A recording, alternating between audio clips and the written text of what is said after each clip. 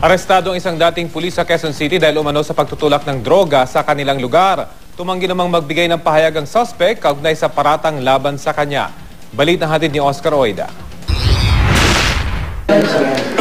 5 sachet ng hinihinalang shabu, 1 sachet ng marijuana, mga drug paraphernalia, 2 baril, mga bala at mga patalim.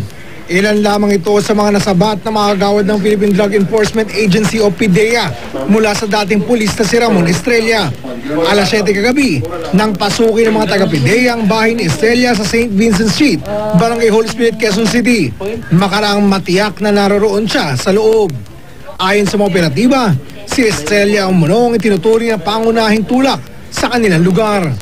Nagkaroon tayo ng tipster sa area last February. So, nagpadala ko ng isang team ng agents para i-verify itong report na to. And then, after nilang umikot doon mga 3 days, na-verify naman nila na talagang nagtutulak tong taong to.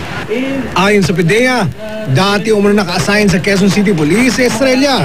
Pero taong 2009, nang bigla na lang umano siyang mag-awol. Tumanggi na magbigay ng pahayag ang suspect.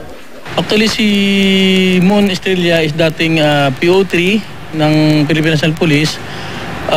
Nag-awol siya noong 2009. Yung case ngayon is, alam ko, dismissed na siya. Oscar Oida, GMA News.